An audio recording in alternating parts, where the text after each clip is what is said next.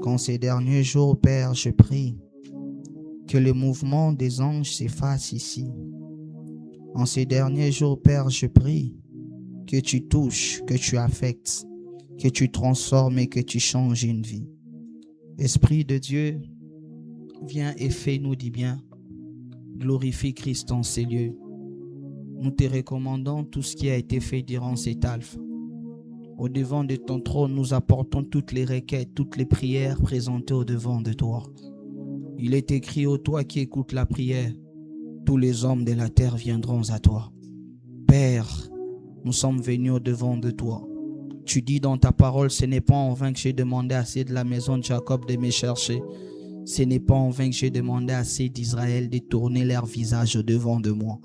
Père, nous savons que tu es le rémunérateur de ceux qui te cherchent. Que la gloire, l'honneur et la louange te soient rendus. Toi qui as été, qui est, qui vient pour les siècles infinis. En ces instants, Père, glorifie Christ en ces lieux, Esprit de Dieu. Atteins tes buts et tes objectifs. Au nom de Jésus-Christ, nous avons ainsi prié. Que quelqu'un m'aide à dire Amen. Acclame pour le Seigneur. Alléluia. Aide-moi à saluer les voisins qui est à côté de toi. Salue-les, dis-les, tu es un vaillant. Dis-les, tu es un vaillant. Et dis-les, la prochaine fois, ça sera Alpha 21. Dis à ton voisin, la prochaine fois, ça sera Alpha 21. Dis à ton voisin, la prochaine fois, on va encore monter. Est-ce qu'on peut acclamer le Seigneur pour tout ce qu'il a fait au milieu de nous? Le Seigneur a été bon, le Seigneur a été énormément bon au milieu de nous. Alléluia.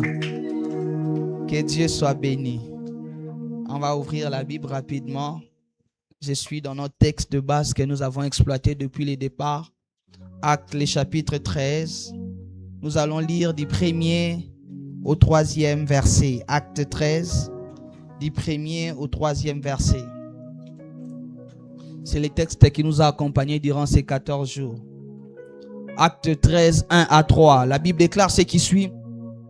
Il y avait dans l'église d'Antioche de prophètes et de docteurs, Barnabas, Siméon appelé Niger, Lysius de Cyrène, Manaën qui avait été élevé avec Hérode le tétrarque et Saul. Pendant qu'ils servaient le Seigneur dans leur ministère et qu'ils jeûnaient, le Saint-Esprit dit, mettez-moi à part Barnabas et Saul pour l'œuvre à laquelle je les ai appelés. Alors, après avoir jeûné et prié, ils leur imposèrent les mains et les laissèrent partir. Éphésiens les chapitre 3.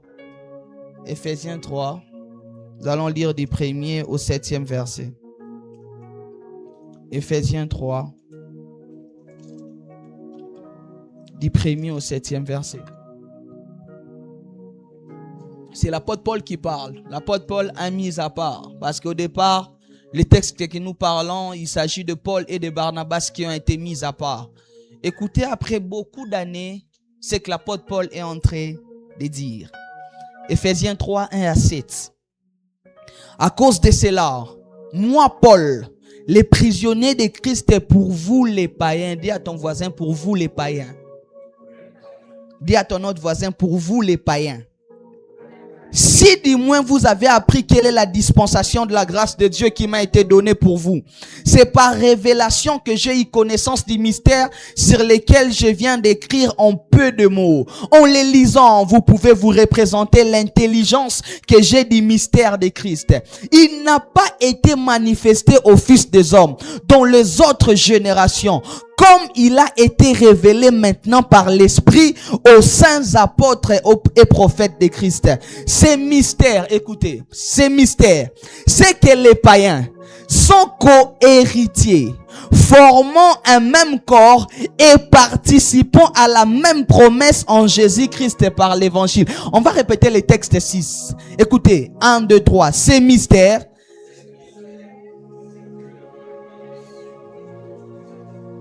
forment un même corps et participent à la même promesse en Jésus-Christ par l'évangile, dont j'ai été fait ministre selon le don de la grâce de Dieu qui m'a été accordé par l'efficacité de sa puissance. Est-ce qu'on peut acclamer pour la parole du Seigneur? Alléluia. On peut reprendre nos places sous la grâce de Dieu. Alors, après avoir eu à parler de mise à part, après avoir eu à parler de ces thèmes, mettez-moi à part, où nous avons vu que Dieu met les hommes à part. Nous avons dit que l'Éternel s'approprie ce qu'il veut utiliser, parce que dès le départ, dès les premiers jours de ce message, nous avons dit l'Éternel s'approprie ce qu'il veut utiliser. Avec Dieu, un instrument utilisé et à la base un instrument conquis. Lorsque Dieu veut utiliser un homme, lorsque Dieu veut utiliser une destinée, lorsque Dieu veut utiliser une nation, lorsque Dieu veut utiliser une famille, l'Éternel commence d'abord par consacrer la personne. Il commence d'abord par s'approprier la personne, parce que nous avons dit dès le départ, c'est que Dieu est tellement Dieu, le Seigneur est tellement Seigneur qu'il ne peut pas utiliser des instruments prêtés chez autrui, parce qu'il est Seigneur, parce que tout l'appartient, parce qu'il est maître de toutes choses. Avant de commencer à utiliser quelqu'un, l'Éternel les met d'abord à part. L'Éternel les distingue d'abord de sa génération. Et le vœu de mon cœur, c'est que l'Éternel, après cette retraite, te mette à part. C'est que l'Éternel, après cette retraite, fasse de toi une portion réservée. Et nous avons dit, l'Éternel nous attend à la consécration. L'Éternel veut qu'on se consacre. L'Éternel veut que l'on soit des mis à part. Mais ça, c'est ce que Dieu veut. Ça, c'est ce que Dieu attend. La consécration est un appel de Dieu, parce que nous avons dit dans la définition de part, c'est que la consécration a des dimensions. Dans la première dimension, c'est Dieu lui-même qui met l'homme à part. Le Seigneur est en train de dire, mettez-moi à part Paul et Barnabas. Il y a même de consécrations qui vont au-delà de la conscience de l'homme des choses de Dieu. Dieu parle au sujet de Jérémie. Dieu est en train de dire, avant que tu ne naisses, avant que tu ne sois concis, pendant que tu n'étais même pas encore une masse informe et vide, moi, l'Éternel, le Dieu de la Bible, j'ai été connaissé et j'ai été mis à part. Écoutez, ta consécration a précédé ton existence. Il y a des consécrations prénatales. Je prie Dieu qu'il consacre tes enfants qui ne sont pas encore nés. Que l'Éternel consacre, que ta lignée, que ta descendance soit une race épargnée. Que ta descendance soit une race consacrée. Que tes enfants se sentent obligés de suivre Dieu. Je crois que s'il y a des lignées sacrifiées, il y a aussi des lignées sanctifiées. S'il y a des lignées sacrifiées aux idoles, il y a aussi des lignées sanctifiées. Je prie le Seigneur que ta lignée, que ta descendance soit une descendance sanctifiée. Que ta descendance soit une descendance mise à part. Que l'Éternel sanctifie tes enfants au détriment de leur volonté. Écoutez, parfois Dieu s'approprie de l'homme au détriment de sa volonté. Parfois Dieu ne laisse pas à l'homme le choix. Je prie que Dieu ne laisse pas à tes enfants le choix. Je prie que Dieu ne laisse pas à tes petits enfants le choix. Que tes petits enfants se sentent, ils sont obligés, que ça soit dans l'ADN. Il dit à Jérémie, avant même que toi tu ne connaisses ce qui s'est passé, avant même que tes parents ne sachent, écoutez, le plan de Dieu dépasse la connaissance des plans des parents pour les enfants. Écoutez, j'aimerais dire à quelqu'un, lorsque Dieu amène l'homme sur la terre, Dieu ne balance pas l'homme sur la terre, mais Dieu place l'homme sur la terre. Il est en train de faire comprendre à Jérémie, écoutez, ça ne dépend même pas de tes parents, ça ne dépend même pas de la famille à laquelle tu n'es. Écoutez, tu es un projet de Dieu avant d'être le résultat de l'accouplement de tes parents. J'aimerais dire à quelqu'un, tu es un projet de Dieu. Les consacrés sont des projets de Dieu. Les consacrés sont des plans de Dieu. Écoutez, Dieu a réfléchi sur ton existence. C'est ainsi que la destinée, c'est la réflexion de Dieu au sujet d'un homme. Quand Dieu trace une destinée pour quelqu'un, il les consacre. Quand Dieu trace une destinée pour une vie, quand Dieu trace une destinée pour quelqu'un, il commence par les mettre à part. Et nous voyons que là, Dieu met l'homme à part. Là, Dieu consacre l'homme. Là, Dieu demande à l'homme de l'appartenir. Ça, c'est la part de l'homme, où Dieu attend que l'homme se donne. Et pendant tous ces 3 jours, on a parlé de la part de l'homme dans la consécration. N'est-ce pas qu'on a dit ici, l'apôtre Paul est en train de parler aux Romains. L'apôtre Paul est en train de dire, je vous exhorte donc, frères, à offrir vos corps comme un sacrifice vivant, saint et agréable à Dieu. Ce qui sera de votre part un culte raisonnable. Ici, lorsque l'apôtre Paul parle de l'offrande, il parle pas de l'offrande monnaie. Il parle de l'offrande qu'on appelle l'Holocauste. Et lorsqu'on parlait de l'Holocauste dans la Bible, c'était une offrande totalement consommée par Dieu, totalement consommée par le feu de l'esprit, de telle en sorte que l'animal placé sur l'autel n'est resté que les cendres. Ainsi, Dieu veut qu'on lui donne nos vies en totalité. Écoutez, une vie à moitié n'est pas une vie donnée. Dieu ne prend pas une place, Dieu prend toute la place. Soit tu donnes à Dieu toute la place, soit il ne prend rien. Écoutez, Dieu réclame à l'homme la totalité. Ainsi, nous avons dit dans la deuxième dimension, ce que l'homme se consacre.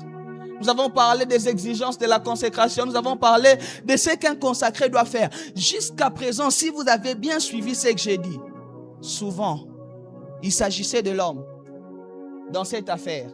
De ce que l'homme devait faire pour être consacré, c'est donner à Dieu, faire de bons choix, choisir sa compagnie. Tous ces 13 jours, on a parlé de ce que l'homme doit faire sur les chemins de la consécration. Même récemment, on a parlé de notre père Abraham sur les chemins de la consécration. Mais écoutez, si cette affaire reste comme ça, l'homme gagne Dieu. Si cette affaire reste comme ça, Dieu aura une dette de l'homme. Or, dans la pensée de Dieu, lorsque Dieu demande à l'homme, c'est qu'il s'apprête à donner beaucoup. Parce que la Bible déclare que Dieu est le rémunérateur de ceux qui les cherchent. Écoutez, dans la faisabilité de Dieu, il ne permettra pas jamais à un homme de faire plus que ce que lui peut faire. Dieu ne permettra jamais à un homme de faire plus que ce qu'il peut faire. Pourquoi? Parce que Dieu est Dieu. Ainsi, aujourd'hui, dans cette affaire de consécration, on parlera d'un sous-thème. La part des mises à part. Dis à ton voisin, la part des mises à part.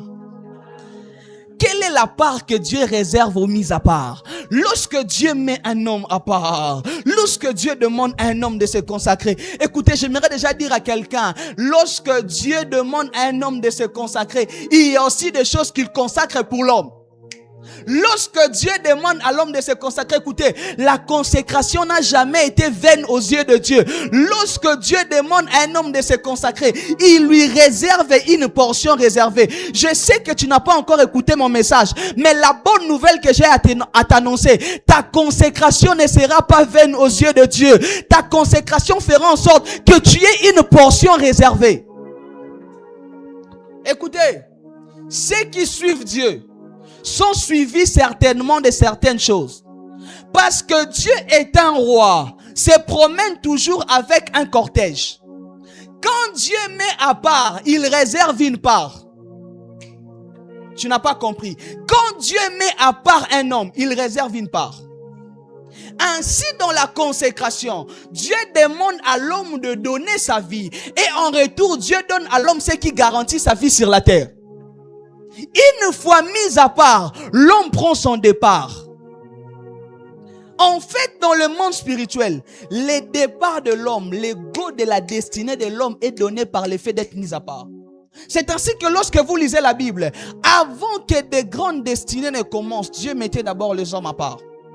Il vient vers Abraham, notre père dans la foi, il lui dit, quitte Ur de Chaldée, donne-toi à moi, je ferai de toi une grande nation. Il vient vers Joseph, il commence par le mettre à part. Il vient vers David ce jour-là. Le prophète Saül vient, il est loin. Le prophète Samuel vient, il est loin. Lorsque Dieu veut donner les go d'une destinée, c'est ainsi que mes frères, lorsque tu as l'impression que Dieu commence à te demander ta vie, lorsque tu as l'impression que Dieu commence à insister sur la consécration, c'est qu'il veut donner un nouveau départ à ta vie. Lorsque tu vois le Seigneur commence à te demander de te mettre à côté. Lorsque tu vois le Seigneur, il n'y a pas de père de multitude. Si Abraham ne quitte pas Ur de Chaldée, il n'y a pas de roi David. S'il n'est pas mis à part par onction, il n'y a pas de disciples apôtres, propagateurs de l'évangile. Si à la base le Seigneur ne le dit pas suivez-moi, à chaque fois que Dieu met l'homme à part, il trace un nouveau départ. À chaque fois que Dieu met l'homme à part, il réserve une part pour sa destinée. Et je prie l'Éternel qu'aujourd'hui que l'Éternel t'accorde ta part, qu'aujourd'hui l'Éternel te mette sur le chemin du départ, qu'aujourd'hui que l'Éternel lance le go du démarrage de ta destinée. Quand Dieu met un homme à part, il lance les départs. Écoutez, j'entre maintenant dans mon texte. L'apôtre Paul est en train de parler aux Éphésiens. Et écoutez ce que l'apôtre Paul commence par dire. Éphésiens, le chapitre 3, les versets 1. Suivez-moi très bien. Je vais maintenant expliquer la part du mise à part. Éphésiens, le chapitre 3, les versets 1. Écoutez, l'apôtre Paul est en train de parler. L'apôtre Paul dit, à cause de cela, moi Paul, les prisonniers de Christ et pour vous les païens. Dis à ton voisin, pour vous les païens. Écoutez, dans la Bible, lorsqu'on parle des païens, dans le Nouveau Testament, lorsque vous voyez l'expression païen, c'est là ceci. Soit on est en train de parler des non-juifs ou des gentils. On les appelle soit païens, soit gentils. Ainsi, dans la pensée biblique, nous qui sommes des nations, on nous appelle aussi des païens. Les païens a d'abord un sens premier de quelqu'un qui ne connaît pas le Seigneur. Mais dans les langages théologiques ou bibliques, lorsque vous entendez parler des païens, lorsque vous entendez parler des gentils, lorsque vous entendez parler des nations, cela veut dire ce sont des gens qui ne font pas partie d'Israël, mais qui se sont greffés au salut qui est venu par Christ et qui est juif. C'est ainsi lorsque l'apôtre Paul est en train de dire, moi Paul, prisonnier de Christ pour vous les païens. Écoutez ce que Paul est en train, en d'autres termes, de le dire. Lorsque Dieu décide de mettre à part, il accepte d'ouvrir une parenthèse pour insérer ceux qui n'étaient pas des partants. Écoutez, lorsque Dieu veut mettre à part, il peut ouvrir une parenthèse et prendre quelqu'un qui n'était pas destiné à ces choses-là. J'aimerais dire à quelqu'un, normalement à cause de la famille dont tu es sorti, normalement à cause de tes origines, tu ne devais pas avoir accès à certaines choses. Le Dieu de la Bible est un Dieu de parenthèse. Dieu peut passer par l'histoire de quelqu'un d'autre pour introduire quelqu'un d'autre. Parce qu'à la base, le salut n'était pas pour nous. La Bible déclare, lorsque Christ est venu chez les siens ne l'ont pas reçu. C'est alors qu'il s'est tourné vers les nations et les nations ont crié en lui. Ils sont devenus des héritiers pendant qu'ils étaient des égarés. Ils sont devenus des détenteurs de la promesse. Ils sont devenus une race royale. J'aimerais dire à quelqu'un, c'est qu'à cause de ta consécration, l'Éternel va ouvrir des parenthèses pour t'introduire là où tu n'étais pas. La première part de mise à part, c'est que Dieu ouvre des parenthèses pour leur introduire dans les histoires où on ne les attendait pas. Est-ce que vous savez que le jour où David arrive sur les champs de la bataille, ce n'était pas son combat. David part pour donner la nourriture à ses frères qui étaient en train de se battre. Mais parce que David était mis à part, parce qu'il y avait l'onction sur lui, la Bible déclare que Dieu a ouvert une parenthèse.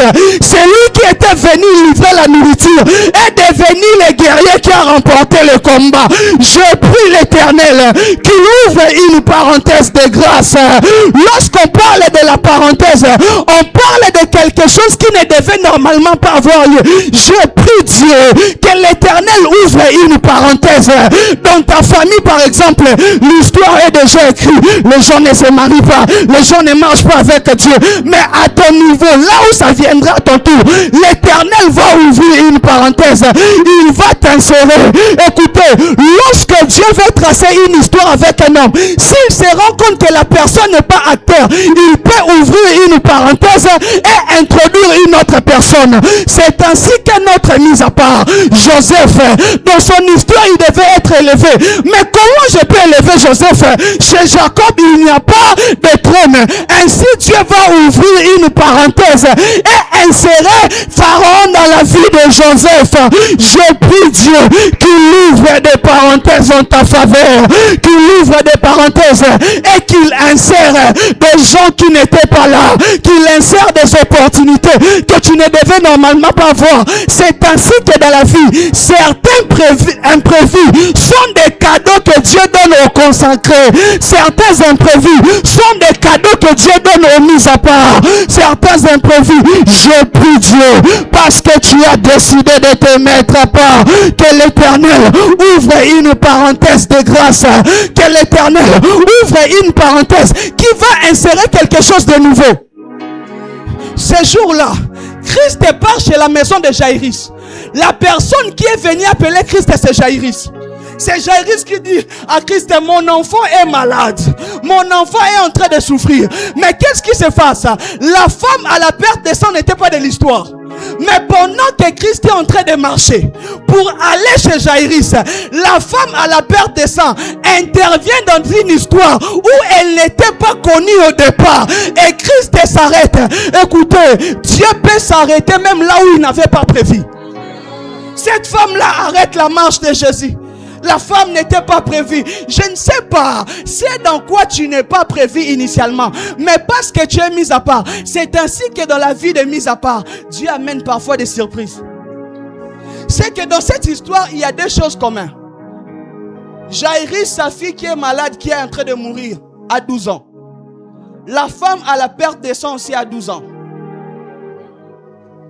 L'année de cette fille et le nombre des années de la maladie de cette femme. Qu'est-ce que ça veut dire? Dieu, quand il ouvre des parenthèses, il peut résoudre des problèmes qui ont duré longtemps et des problèmes qui viennent de commencer. Pour cette femme, sa maladie avait duré longtemps. Mais pour l'enfant de 12 ans, la mort venait de commencer. Je prie Dieu, parce que tu es mis à part, que Dieu résout même des problèmes qui ont pris du temps. Et ils ont tous 12 ans. Parce que prophétiquement, cette histoire parle de l'église et d'Israël. L'église, Israël est bâti sur 12 tribus de Juda. L'église est bâtie sur 12 apôtres. Ainsi, au départ, Christ venait pour Israël, comme pour aller chez Jaïrus. Mais il a été arrêté par la nation, cette femme qui avait 12 ans de perte de sang. Que Dieu ouvre une parenthèse de grâce. Que Dieu ouvre une parenthèse. Écoutez, lorsqu'on parle d'une parenthèse, on parle de quelque chose qui normalement n'était pas initialement prévu. C'est ainsi que parfois, il y a des choses qui t'arrivent dans la vie agréablement parce que tu es mis à part. Si Dieu se rend compte qu'il n'y a pas de place pour toi, si tu es mis à part, il te créera la place. Ces jours-là, il n'y avait pas de place pour David dans les champs de bataille. Mais parce que David était mis à part, Dieu crée une fin. Écoutez, c'est ainsi que derrière ce que les hommes appellent coïncidence se cache le plan de Dieu. Parfois derrière ce que les hommes appellent hasard se cache un plan de Dieu bien tracé. Écoutez, ce que les hommes appellent coïncidence, Dieu appelle ça grâce. Que Dieu te fasse grâce là où tu n'étais pas. Les mis à part, Dieu les insère. C'est ainsi que dans la vie, il y a des hommes comme ça, où parfois toi-même tu ne sais pas pourquoi tu veux lui faire du bien. C'est que Dieu l'a inséré des forces. Que Dieu t'insère des forces dans les cœurs des gens. Ces jours-là, il se passe que le roi n'arrive pas à dormir toute une nuit. Pourquoi? Parce que quelque part, on veut toucher aux mises à part. Le roi ne dort pas. Il dit, est-ce que quelqu'un peut se souvenir de là où se trouve Mardoché pour que je le fasse du bien? Que Dieu, parce que tu es mis à part, qu'il fasse en sorte que tu pèses dans le cœur des hommes. Dieu a ouvert une parenthèse. Dis à ton voisin, pour les mises à part, Dieu ouvre des parenthèses. Quelle est l'histoire de ta famille? Qu'est-ce que les gens disent qu'ils ne peuvent pas voir? Parce que dans l'histoire d'être mise à part par Dieu, Dieu te sort d'un lot. Et de ce lot-là, il commence par écrire une nouvelle histoire. Quand on écrit une lettre et qu'on ouvre une parenthèse, dans la parenthèse, on écrit toute autre chose qui ne fait pas partie de la logique de la phrase. Ah, que Dieu sorte de la logique connue. Que Dieu sorte de la logique de ta famille. Lorsqu'on se met à part, Dieu nous réserve une part. Écoutez mes frères, craindre Dieu n'a jamais été vain. Craindre Dieu a toujours des surprises agréables. Écoutez, tout celui qui marche avec Dieu est susceptible de vivre des surprises.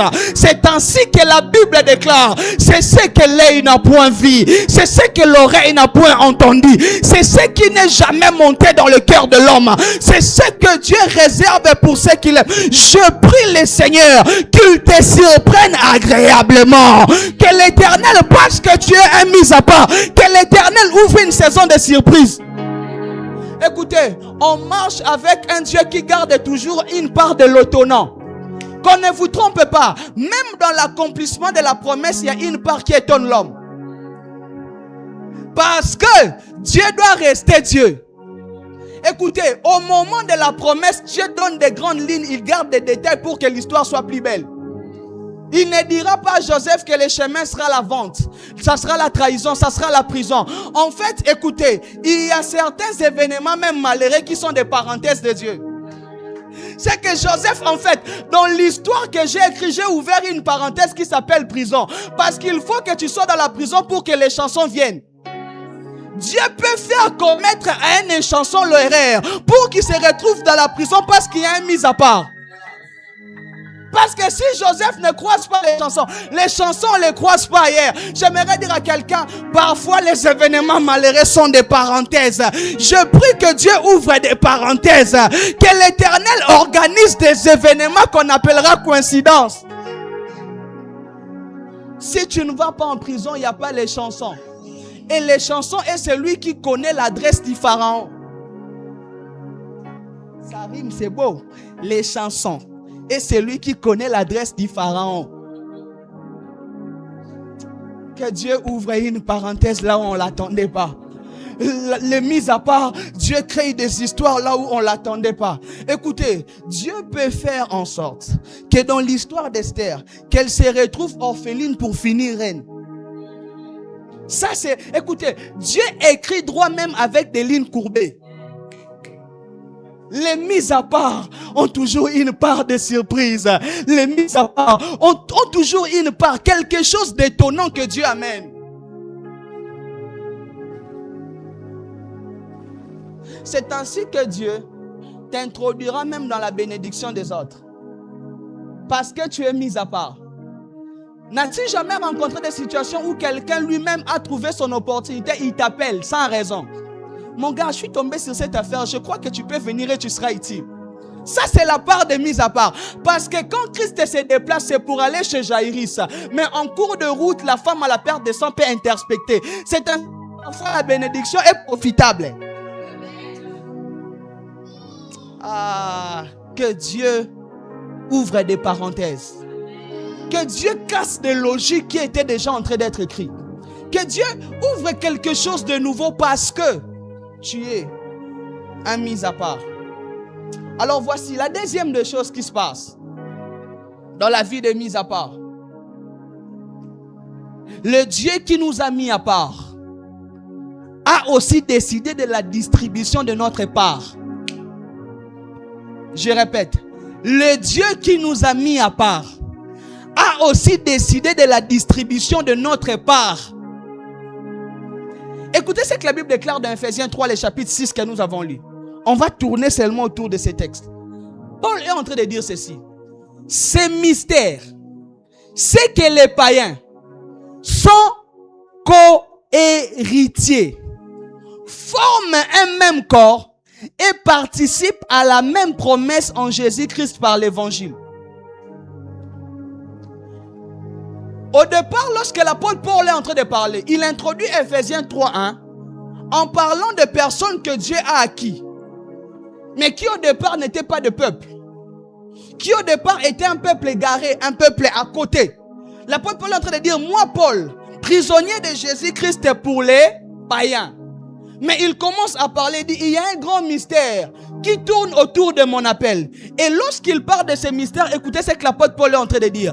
L'apôtre Paul est en train de dire, ce mystère, c'est que les païens, les non appelés d'autrefois, sont devenus aujourd'hui co-héritiers avec le Christ. C'est qu'autrefois, ils n'étaient même pas considérés. Mais aujourd'hui, ils ont part à l'héritage familial. Et lorsqu'on parlait de l'héritage dans la Bible, l'héritage dans la Bible avait des notions. Bibliquement, dans l'Ancien Testament, il y avait la part qui était inégale. Parce que dans l'héritage, on donnait la plus grande part aux aînés.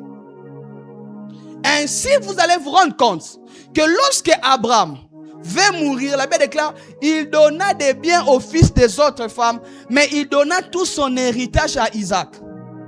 vous allez vous rendre compte que les fils de la promesse ou les fils aînés, dont la Bible avait droit à la plus grande part de l'héritage, ont donné sur les aînés la double portion. Maintenant, qu'est-ce qui se passe? Lorsque tu viens au Seigneur, toi qui étais autrefois c'est des nations, c'est de peuples, toi qui étais non-juif, toi qui étais gentil, toi qui étais autrefois païen comme l'apôtre Paul dit au départ, quand tu viens au Seigneur, Dieu t'introduit dans l'héritage de l'aîné. Dieu t'introduit dans l'héritage de la plus grande part. Écoutez, qu'on ne vous trompe pas, tout mis à part cohérite avec le Seigneur. Lorsqu'on parle de co-héritier, en droit on veut dire ceci: il a la même part que l'héritier principal. C'est que là où l'héritier principal a 10, lui aussi il aura 10. En fait, avec Dieu, lorsqu'on est mis à part, il nous considère au même titre que son fils. Écoutez, quand Dieu te regarde, quand Dieu regarde un mis à part, en rien tu n'es différent du fils. Et écoutez, en cherchant la distribution, c'est Dieu lui-même qui le fait. Et vous savez le mystère c'est quoi? C'est que Christ est mort réellement pour ça. Vous savez pourquoi Satan ne meurt pas? Satan ne meurt pas parce qu'il est éternel, parce que Dieu l'a maudit. Parce que Dieu l'a maudit pour te protéger. Au sujet de l'héritage, la Bible déclare ce qui suit. C'est que autant donné que la mort du testataire n'est pas constatée, son héritage ne peut pas être légué. Il faut qu'il meure pour que l'héritage descende. Ainsi, Dieu a contraint Satan à vivre pour que tu n'hérites pas de lui. En fait, la vie de Satan est une malédiction de Dieu. J'aimerais dire à quelqu'un, dans ta vie, tu n'hériteras rien du diable. Pour que tu hérites du diable, on lui donne un TP qu'il meurt d'abord. Comme il ne peut pas mourir, je ne peux pas hériter de lui. C'est ainsi que dans ta vie, tu dois refuser de traîner ce qui est au diable. Il n'est pas mort à la croix et il n'a pas droit de te donner un héritage. Christ est mort à la croix, ainsi nous héritons. Et ça ne s'arrête pas là. Écoutez, et la vie et la mort du Christ est à notre bénéfice. Je viens t'expliquer. Du vivant de Christ, on bénéficie en tant qu'épouse. De sa mort, on bénéficie en tant qu'héritier. Et la vie et la mort du Christ nous bénéficient. Est-ce que quelqu'un comprend ce que je suis en train de dire? Parce que la mort du conjoint est une perte pour l'épouse, mais un gain pour les héritiers. Donc nous, qu'ils soient vivants ou morts, nous sommes bénéficiaires. Parce que nous sommes en même temps épouses et en même temps héritiers. Quand Dieu te met à part, tu hérites. Écoutez, Dieu n'est pas comme dans votre famille là où vous tous vous discutez une seule parcelle. La part est tellement grande que chacun aura et ça ne s'épuisera jamais. La Bible déclare les bontés de l'Éternel ne sont pas épuisées. Écoutez, Dieu a un héritage en stock illimité. Dieu a un héritage en quantité industrielle. Dieu a un héritage en grande quantité. Et quand Dieu met quelqu'un à part, la personne hérite de lui. Je prie l'Éternel que tu hérites de Christ, que tu hérites de la vie de Christ. Et qu'est-ce que Christ a hérité? La première des choses que Christ a hérité, la Bible déclare, il lui a été donné le nom souverainement élevé au-dessus de tous les noms.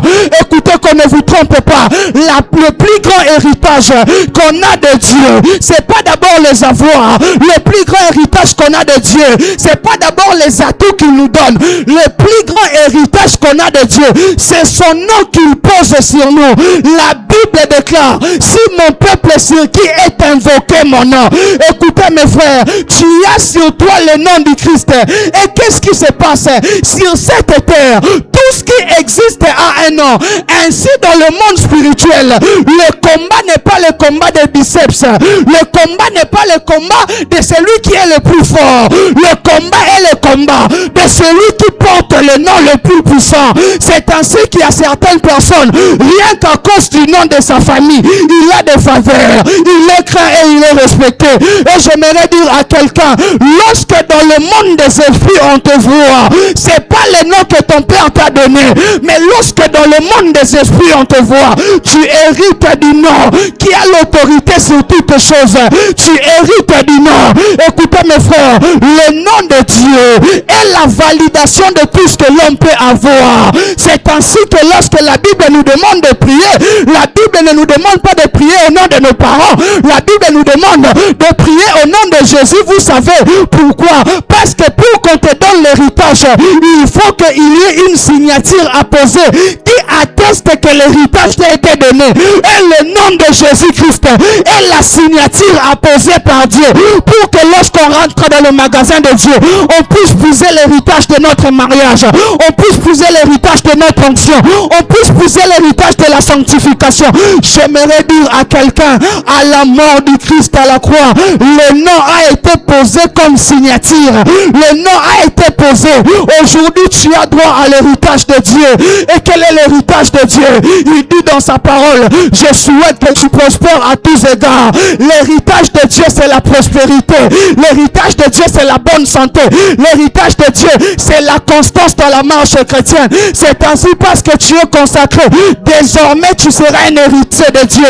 Écoutez, le problème avec l'héritage, c'est qu'il faut en être conscient. Beaucoup de mises à part souffrent parce qu'ils ne savent pas réclamer ce qui est à eux. Le problème de l'héritage n'a jamais été le texte légué, mais c'était la capacité de réclamation de ce qui est contenu dans les textes légués. Est-ce que tu sais que tout ce qui est dans la Bible est pour toi? Parce que tu es mis à part. Écoutez, la part de mise à part, c'est l'héritage de Christ. Quelque part, Christ te dit ceci. J'ai encore sous le soleil les esclaves marchant sur les chevaux et les héritiers à pied. Le problème n'est pas qu'ils ne devaient pas hériter. Ils étaient inconscients de ce qui leur était attribué. Tu as en toi la capacité d'entrer et de réclamer tout de Dieu. En fait, qu'est-ce qui se passe? Dieu étant juste, fait en sorte que même Christ soit contraint à nous présenter devant lui. Quelqu'un ne m'a pas compris. Dieu lui-même a décidé qu'on soit cohéritier avec son fils. Ce qui fait que si son fils se présente sans nous, c'est un problème. Ainsi, qu'est-ce qui se passe? La Bible déclare, il est assis à la droite du Père, intercédant pour nous. Il est contraint. C'est que Dieu lui-même a fait en sorte que Christ, par sa statue de héritier principal, nous amène toujours devant le trône. Si la parole est fausse, si la parole est vraie, on est avec lui. C'est ainsi que quelqu'un a écouté ce que la Bible déclare. Nous sommes assis conjointement avec lui dans un trône céleste. Je vais dire quelque chose à quelqu'un qui ne sait pas. Tu sais que tu es double. Hein? C'est pas moi, c'est la Bible. Il nous a fait asseoir conjointement avec lui. Écoutez, au ciel, il y a une chaise pour toi à côté de Christ. Il y a des toits. Il y a un toit ici et un toit là-bas. C'est ça l'évangile. Si tu comprends ça, tu arrêtes de trembler en vain devant certaines situations. En fait, les chrétiens aujourd'hui ont aimé qu'on leur prêche la démonologie. Tu connais tous les noms des démons au point que tu as créé tes propres démons à toi. Et en plus, ces démons, depuis que tu les chasses, ils ne font que revenir. Moi, je ne crois pas aux démons par terre revenant. Moi, je crois qu'une fois au nom de Jésus, ils partent. Je crois à la délivrance totale et complète. Maintenant, vous là, vous êtes prêts à chercher des démons là où il faut réclamer l'héritage. Maintenant, dis-moi, quand j'hérite de Dieu, écoutez ce que la Bible déclare. Parce qu'Israël était de mise à part à Goshen, Dieu avait mis le sang sur les linteaux. Et Dieu avait décidé de outre quand il est venu tuer. Maintenant, je vais vous poser une question. C'était l'image de l'œuvre de la croix. Parce que Christ a versé de son sang sur le bois du calvaire. Ainsi, Dieu a décidé de passer outre. Maintenant, là où Dieu lui-même a décidé de passer outre, quel démon va entrer? Si Dieu lui-même passe outre, ainsi c'est lui qui a la capacité de tout faire. Il a décidé que dans cette zone-là, je ne passerai pas. Donc, vous croyez vraiment que chez toi, là, un démon peut venir et piéger? Écoutez, quand vous commencez à devenir conscient de ce qui vous êtes en Christ, vous arrêtez même de faire certaines prières. Le problème des chrétiens, ils ne savent pas ce dans quoi ils sont entrés. Un mis à part à l'héritage céleste. Écoutez, tu vois comme tu te bats là pour votre parcelle là, où vous êtes à 10, vous vous battez. Maintenant, chez nous, là, on ne se bat pas. Celui qui était héritier principal a donné volontairement. Les mis à part sont des héritiers. Mets dans ta tête aujourd'hui, parce que tu as accepté d'être mis à part, l'héritage biblique est à part. L'apôtre Paul dit, dans ces mystères, ceux qui autrefois étaient païens, aujourd'hui sont devenus co-héritiers avec le Christ. Est-ce que tu réalises ça? Je peux m'arrêter là, la prédication est finie, on acclame le Seigneur, on rentre à la maison. Parce que vous savez, dans le monde spirituel, ce n'est pas à force de prier qu'on obtient. C'est à force de connaître qu'on devient. La Bible ne dit pas que mon peuple périt faute de prière. La Bible ne dit pas que mon peuple périt faute de jeûne et de alpha. La Bible déclare que mon peuple périt faute de connaissance. La connaissance elle-même est un exaucement. Il y a des choses que tu as parce que tu pries, mais il y a des choses que tu as parce que tu connais. Ainsi, l'une des choses que le diable fait, c'est flouer l'identité spirituelle de mise à part. Écoutez, tu n'es pas n'importe qui, tu es fils de Dieu, co-héritier avec le Seigneur. Quand tu commences à comprendre ça, tu sais que tu es né de Dieu. En toi coule l'ADN du divin. Écoutez, Dieu ne vous donne pas en fonction de vos prières. Dieu vous donne en fonction de votre croissance. Choquer quelqu'un, oui, c'est ça la vraie vérité. Aussi longtemps que l'héritier est encore un enfant, il ne diffère en rien de l'esclave. Grandissez, vous prierez moins. Je ne dis pas que vous ne prierez plus. Donc, comme pour dire votre croissance vous fera arrêter certaines prières inutiles. Il y a des prières même lorsqu'on fait, quand Dieu nous regarde, il a pitié pour nous. Il dit, mon gars, il fallait même aller jouer au football. Ça, c'était déjà réglé. Écoutez, à la croix, il a dit, tout est accompli. En fait, le problème, c'est que c'est à toi d'entrer et de posséder. À toi d'entrer et d'obtenir. Je prie Dieu que tu possèdes ton héritage. Que Dieu te donne la connaissance suffisante de savoir que tu es co-héritier. Que tu entres et que tu prennes ce qui est à toi. Dans la maison, quand on n'est pas fils, on a des limites. Est-ce que tu sais que dans les magasins de Dieu, tu n'as pas de limites? Hey, tu es fils de Dieu.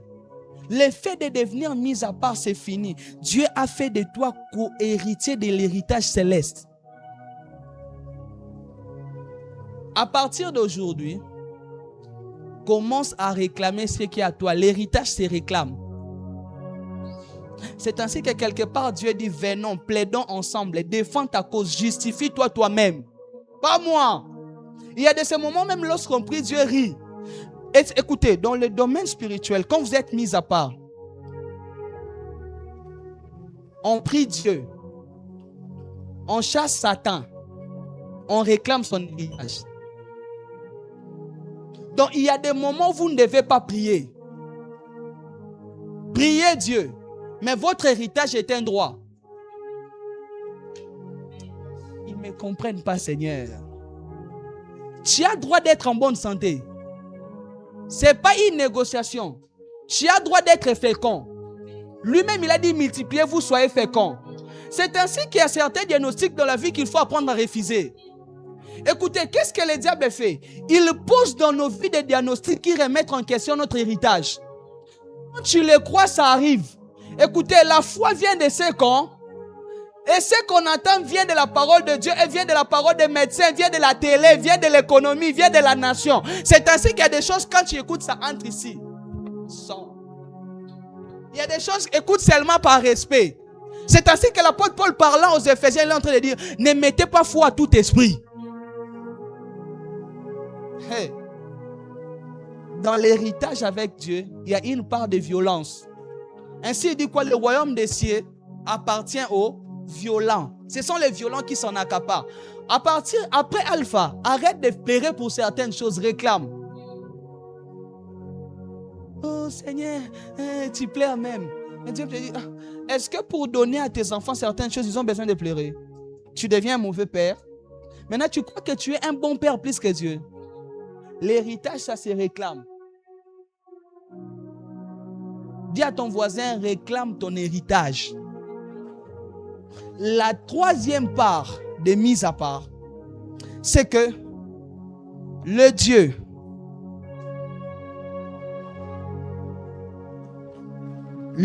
qui nous met à part fait de nous un même corps avec lui. Le Dieu qui nous met à part fait de nous un même corps avec lui. L'apôtre Paul parle des Éphésiens qui ont été mis à part, qui ont été rachetés. Écoutez ce qu'il dit. Éphésiens 3:6. Ces mystères, c'est que les païens sont cohéritiers, forment un même corps et participent à la même promesse en Jésus-Christ par l'évangile. Forment un même corps.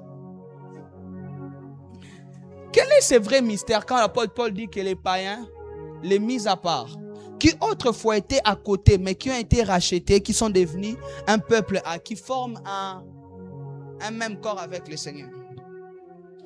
Paul veut dire ceci. En soi, une fois un homme est mis à part, ce qui l'affecte touche Dieu. Le mystère du corps, c'est quoi? C'est que je peux être blessé sur mon doigt, mais tout le corps est affecté. Le mystère du corps, c'est quoi? Quand ça touche une partie, ça touche la totalité. Le mystère du corps, c'est quoi? Quand une partie est en défaillance, tous les autres tombent en dysfonctionnement. Mais nous, quand l'apôtre Paul dit que les mis à part deviennent un même corps avec le Seigneur, qu'est-ce que ça veut dire? Que Dieu n'est pas indifférent à ce qui t'arrive. C'est lui qui se met à part, attire l'attention de Dieu. Écoutez, une fois que tu acceptes de te consacrer, Dieu pose un regard différent sur toi. Écoutez, au milieu de la masse, Dieu regarde ce qui se distingue. Ainsi, l'apôtre Paul est en train de dire, bien-aimés, parce que vous êtes mis à part, sachez que désormais vous formez un même corps avec le Seigneur. C'est que vous n'êtes plus au dehors. Écoutez mes frères, c'est ainsi que vous devez comprendre que dans cette dimension 1, tu dois savoir que ton corps est le temple de l'Esprit. Ce qui fait que étant un même corps avec le Seigneur, tu n'as plus droit à certaines choses. L'apôtre Paul dit, ne saviez-vous pas que vos corps sont les temples du Saint-Esprit et que vous ne vous appartenez plus à vous-même? Ça, c'est notre part de devoir. Mais aujourd'hui, je ne suis pas dans notre part de devoir. Je suis dans la part de Dieu. C'est que quand tu te mets à part, ce qui affecte Dieu t'affecte. Ce qui t'affecte, affecte Dieu. C'est ainsi que quelque part, il dit dans le psaume, vous êtes la prunelle de mon œil. En fait, ces petits sorciers-là qui t'attaquent là, c'est sa mort qu'ils cherchent. En fait, qu'est-ce qui se passe spirituellement? Quiconque vient vers toi déclare sa fin. La Bible déclare, tout celui qui se lèvera contre toi tombera sous ton pouvoir.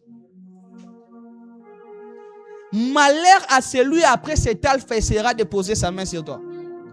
Malheur à celui qui par une forme de pouvoir qui n'a ici je ne sais par qui essaiera de toucher à tes enfants.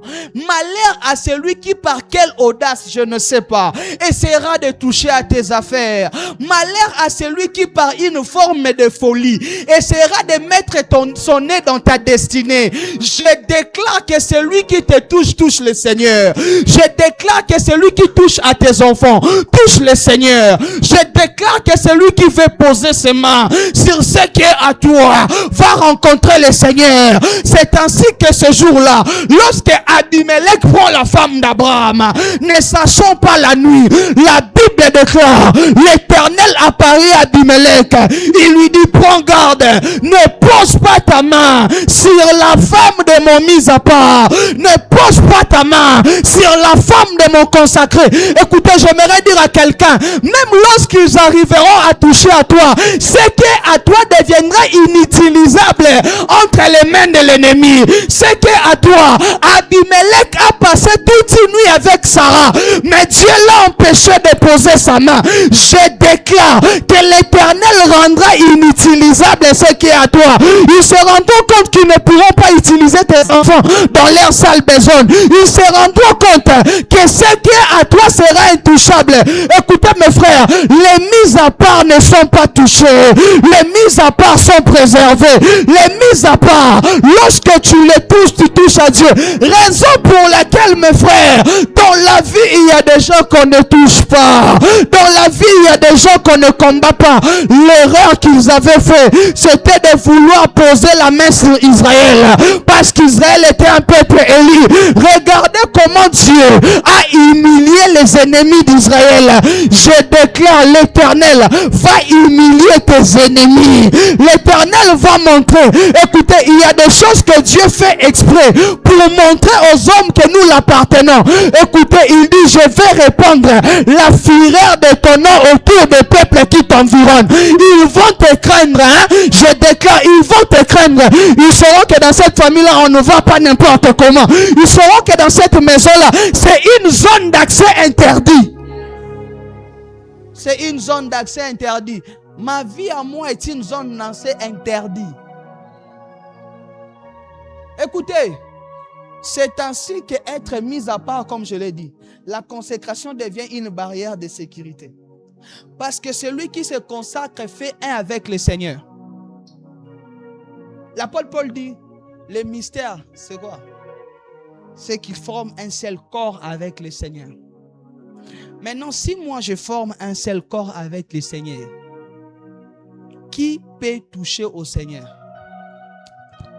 Et plus loin, il y a des dimensions dans le corps encore. Non seulement que nous formons un seul corps, mais à un niveau, nous deviendrons un corps fondu dans le Seigneur. C'est beau, hein? Écoutez, il y a trois choses. Un seul corps. Il habite en nous. Ne savez-vous pas que vos corps est le temple de l'Esprit? Mais il y a des moments où nous fondons en lui. Ainsi, c'est lui qui doit te toucher. Doit d'abord ouvrir Dieu et te sortir. La Bible déclare ceci. Nous sommes assis dans les lieux célestes. Là où tu es, ils n'ont même pas accès. Tu vois les rêves là que tu vois là, on est en train de te toucher, ce sont des illusions. Moi, je ne crois pas à ces choses-là. Il te sera fait selon ta foi. Tu vas faire comment le diable peut arriver au ciel? C'est ainsi que la Bible déclare ceci. Toute arme forgée contre vous sera nulle et sans effet. En fait, Dieu leur laisse forger. En fait, Dieu rend les armes de l'ennemi capables mais inutilisables. Ils vont forger. L'arme aura la forme. Quand ils vont tirer, la balle ne sortira pas.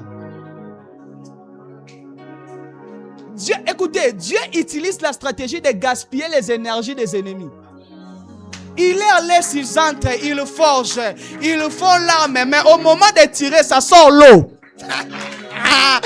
Au moment de tirer, ça devient un pistolet à eau des enfants. Je déclare l'inutilisabilité. Toute arme forgée contre toi sera nulle et sans effet. Tout sortilège fait contre toi ne t'atteindra pas. Tout sort lancé contre toi sera tombé caduque. C'est ça la vraie vérité spirituelle. Là où tu es, ils ne peuvent pas avoir accès. Écoutez, il y a des zones qu'on n'entre pas. Moi, je suis dans les lieux célestes parce que je suis mis à part. C'est ainsi, mes frères, la consécration sécurise. La consécration garde l'homme. L'Éternel te met dans une portion réservée. Parce que Dieu conserve ses projets. Dieu garde son investissement. Tu es un investissement de Dieu. Dieu a beaucoup à perdre en te perdant. Parce que le plan de Dieu s'accomplit par toi. Tu es l'extension de Dieu sur la terre. La Bible déclare, nous faisons office d'ambassadeurs du Christ. Écoutez, je vais même dire quelque chose qui va te choquer. Même si par erreur, ou même pas par erreur, par volonté, tu entres dans leur terrain, ils ne vont pas te toucher. Dieu remporte des victoires à domicile. Quand on emmène l'arche dans la maison des Dagons, dans la maison des Dagons, là où leur Dieu est, la Bible déclare les matins, ils sont venus trouver les têtes des Dagons coupées. Les lendemains, ils sont venus trouver les mains des Dagons coupées. Il ne lui restait que les troncs. Écoutez, l'Éternel te donnera des victoires à domicile. Même si tu es dans une famille remplie d'hôtels de sorcellerie, le fait que tu es là, et ce que j'aime dans le foot, les buts marqués à l'extérieur comptent double. Ça compte double victoire. Christ a utilisé la croix fabriquée par les Romains pour sauver le monde. Leur propre croix est devenue un instrument de salut. La croix là, c'est pas Christ qui l'a utilisée. On va utiliser même leur piège parce qu'on est intouchable. C'est ainsi que la Bible déclare quelque part, Galates 5, 26, je ne m'abuse, que nous faisons office d'ambassadeurs pour le Seigneur. Maintenant, qu'est-ce qui se passe? Quand une ambassade crée son siège dans une nation, même si c'est au Togo, ce n'est pas le Togo. Vous savez que l'ambassade du Togo, ce n'est pas le Togo, c'est les États-Unis au Togo. Celui qui entre sans autorisation déclare la guerre aux États-Unis. Donc, comme tu es là, même en étant chez eux, tu es chez toi. Parce que la terre appartient à ton père. Aucun sorcier n'a créé la terre. Aucun marabout n'a créé la terre. Partout je suis, je vais m'imposer. C'est ainsi, il dit, partout foulera la plante de tes pieds. Moi, je ne crois pas à ces choses-là. Oh, dans ces quartiers, il y a beaucoup de sorciers. Quand je rentre, je deviens le dominant. Quand je rentre là, c'est moi qui deviens l'esprit supérieur. C'est ainsi que quand vous commencez à comprendre ces choses, vous vous consacrez. La consécration te donne une position d'autorité. Les consacrés dominent. Quand l'homme a perdu la domination dans les jardins, c'est quand il a quitté le chemin de la consécration. Parce que dans la consécration, c'était de ne pas toucher à l'arbre. Quand seulement il a touché, il a perdu le pouvoir d'autorité qu'il avait autrefois. Écoutez mes frères, gardez la consécration pour garder votre autorité spirituelle. Gardez la consécration pour garder votre force spirituelle. Ils deviennent un même corps. Tu vois, à partir d'aujourd'hui, quand tu marches là, il faut vraiment marcher péjard, quoi. Tu as la garantie. Je prie Dieu qu'il t'ouvre les yeux. Moi, une fois, j'ai eu la grâce d'avoir les anges qui m'accompagnent. Mon frère, tu n'es pas seul. Ce qui t'entoure, ce sont des illusions de la vie, ce n'est pas la vérité. Ces jours-là, les serviteurs de Géasi, il est en train de paniquer. Les serviteurs d'Élysée, on veut venir les arrêter. Il panique, il dit les soldats sont là. Le prophète calme, il lui dit, mon ami, moi je suis un mis à part. Moi je suis un prophète, un consacré de Dieu. Il dit, si Dieu pouvait t'ouvrir les yeux pour voir ceux qui sont autour de nous, tu arrêterais de paniquer. Écoutez, le diable s'est rebellé. Il est descendu avec un tiers des anges qui sont devenus des démons. Mais quand on parle de quoi? Des anges qui sont restés avec Dieu, la Bible dit c'est une myriade. Donc incontable. On est en supériorité numérique. En fait, vous êtes dans ce combat ici. On est en supériorité numérique. Dans une guerre, il y a deux choses qui comptent. Il y a le nombre de soldats et les armes utilisées. Vous pouvez avoir un grand nombre de soldats, mais si vous n'avez pas des armes sophistiquées, vous serez battu par l'armée adverse. Maintenant, nous, on a et le nombre et l'armement. C'est ainsi qu'on appelle l'Éternel des armées. Quand vous commencez à comprendre ça là, vous savez pourquoi est-ce que dans le combat, Goliath n'a pas pu toucher David? Vous vous êtes jamais posé la question? Goliath a la lance et le javelot. N'est-ce pas, non? La lance et les javelots sont des armes à distance. Ce ne sont pas des armes de combat corps à corps. La lance, on les lâche, les javelots, on les lâche. Mais écoutez ce qui se passe bizarrement dans cette histoire. David n'a que des pierres. La Bible déclare que lorsque Goliath venait vers David, David courait. Maintenant, vous vous êtes jamais posé la question, Goliath, toute sa vie, il a livré des guerres. Qu'est-ce qui lui manquait pour qu'il lance? Pourquoi il lui manquait pour qu'il lance? Parce qu'il n'avait pas besoin que David s'approche. Quand il courait là, il devait lancer. David n'avait même pas de bouclier pour se couvrir. Parce qu'il avait refusé l'armure de Saül, non? Maintenant, écoutez ce que David avait dit avant le combat. David était intentionnel, il connaissait ces choses. Quand il vient vers Goliath, il lui dit ceci. Tu viens vers moi devant la lance et les javelots. Il ne lui dit pas que je viens vers toi au nom de Jéhovah Jireh. Il ne dit pas que je viens vers toi au nom de El Shaddai ou de Jéhovah Nissi. Non, il dit moi je viens devant de toi au nom de l'Éternel des. Il dit ça expressement. Vous savez quoi? Toute armée, Dieu est le général. Or, dans l'armée, on n'utilise pas des armes sans ordre du général. On appelle ça gaspillage de munitions. C'est une infraction militaire. Donc, quoique ayant des armes, Goliath n'avait pas l'ordre de tirer. Sinon, ça allait être un gaspillage de munitions. Je déclare que l'Éternel ne donnera pas l'ordre. Il est le chef des armées. Je déclare au nom de Jésus. Ils auront des armes qu'ils ne pourront pas utiliser. Ils viendront vraiment la nuit autour de ta maison. Mais l'arme ne sera pas utilisée. Je déclare que l'Éternel des armées couvre ta famille. Je déclare que l'Éternel des armées, à cause de ta consécration, va sécuriser les périmètres de ta vie.